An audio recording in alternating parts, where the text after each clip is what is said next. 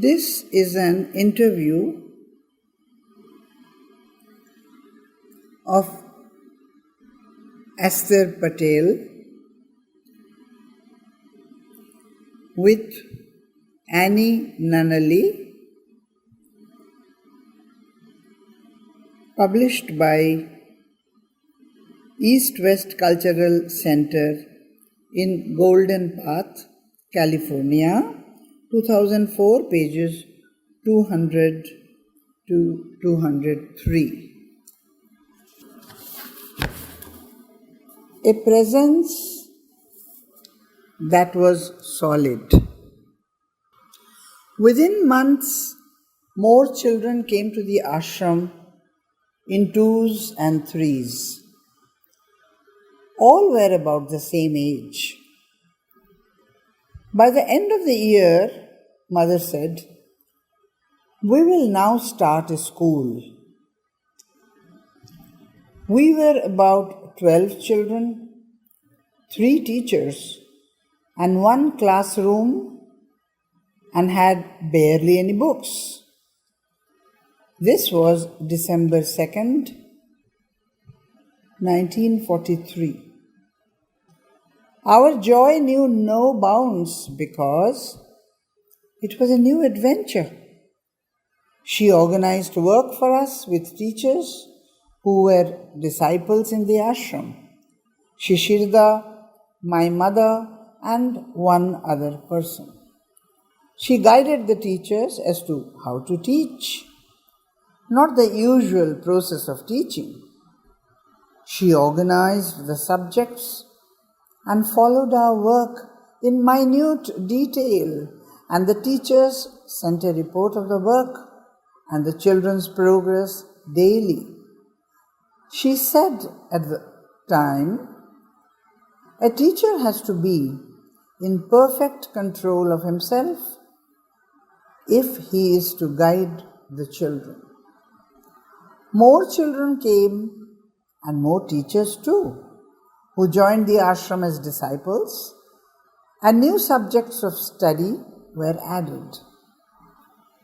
She followed very closely the progress and growth of students and teachers, the inner as well as the outer.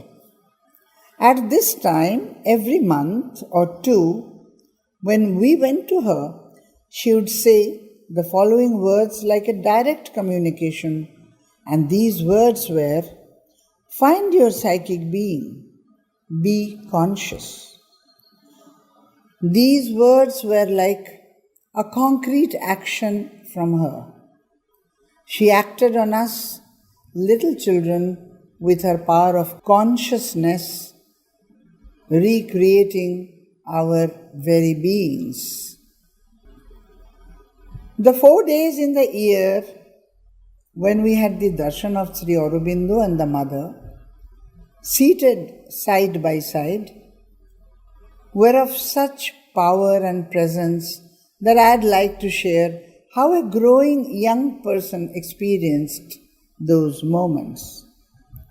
For days before each darshan, the presence of Sri Aurobindo, of which we were conscious in our everyday lives, moved into a wider space and with greater intensity. It was felt all over the ashram compound and the main ashram building, and flowed into the spaces of the streets around the ashram. Our house was on a corner of one of those streets, and one walked into this kind of presence that was solid, and there was the feeling of entering something in a very concrete manner. This grew to its fullness on the day of the darshan itself. Sri Aurobindo was seated on a couch in the first room where he lived, and the mother was to his right. To one side was Nirodha. In front of them was a large wooden box into which, as disciples approached them, They laid their offerings of flowers and garlands of tulsi leaves. We went up in a file, standing only for a moment in front of the divine presence on earth, and then moved on. As children, we went with our parents. Soon, I wanted to stand alone before Sri Aurobindo.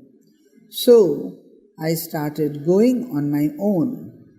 I was about 13 years old at that time. Sri Aurobindo sat with the majesty of the divine, immobile and absolute. We looked into his eyes, into that vast impersonal look. His eyes penetrated so deeply that one seemed to dwell only in the immense.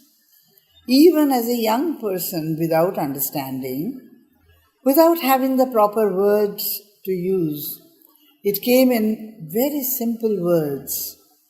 That was it. Whatever the it meant, one did not know. And who can say that it is known even now or will be ever known? But the feeling remained that there was nothing beyond, that this was the absolute. One occasion was when I just happened to be in the line behind Dilip Kumar Roy. There he was, his being and his very body swaying in his love, devotion and bhakti for Sri Aurobindo, lost to the world and only conscious of him. Peeking from behind the flowing robes, I saw the vast impersonal look on Sri Aurobindo's face. Also, focused in a look of recognition, the impersonal changed to the personal and became a point of light. That golden face, where never a muscle moved during darshans, creased into a smile. This is what something in me was looking for. I wanted to experience this more often. I would wait in the courtyard for Dilipda to enter the ashram gate on darshan days, swaying in the ecstasy of the meeting to be, and as he took his place in the file, I used to slip in behind him. This way, I had a few more moments to see Sri Aurobindo. I peeped to the right of Dilipda in the front, to the left. No one else noticed.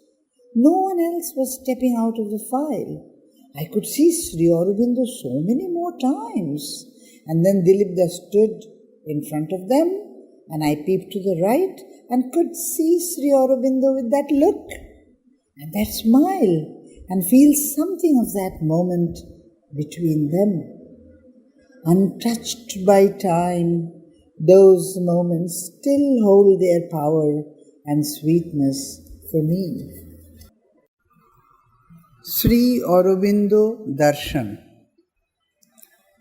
These are the diary leaves of Sri K.S. Venkataraman. Reference is Breath of Grace, edited by M.P. Pandit ji, published by Dipti Publications, 2nd edition, 2002, pages 343 and 44.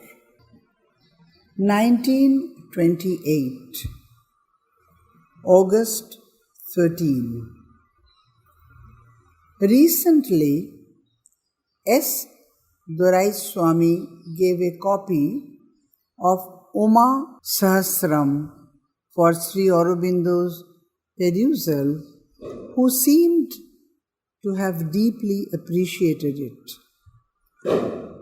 And the mother expressed on her own, if Ganapati Shastri is inclined to come for the August 15th Darshan, he is welcome.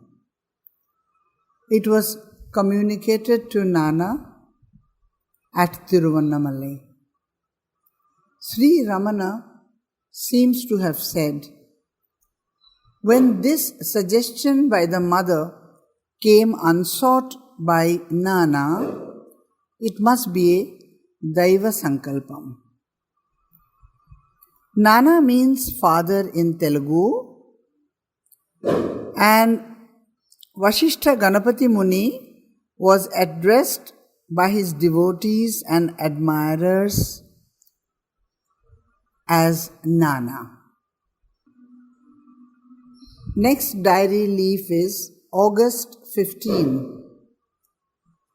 Sri Aurobindo's birthday celebration in the ashram.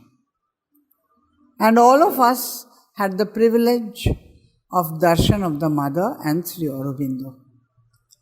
Nana, though pessimistic at first, after he had the actual darshan, expressed, "Oh, Divya Murtulu, oh, divine personalities." So much so, he stayed on till September 1st. Next diary leaf is August 16th. Nana's interview with the mother for 30 minutes. They meditated together. Nana felt spiritual current passing into him from all directions. Later on, the mother said to S. Doraiswamy, "He is the one man who immediately entered into my spiritual consciousness and stuck to it to the end." Next diary leaf is August 19. Nana's second interview with the mother for 45 minutes. He recited verses composed on the mother, talked of present avatar. The mother got into trance. Nana perceived light passing through her toe and then a glowing halo around her entire being. The whole atmosphere surcharged with divine current.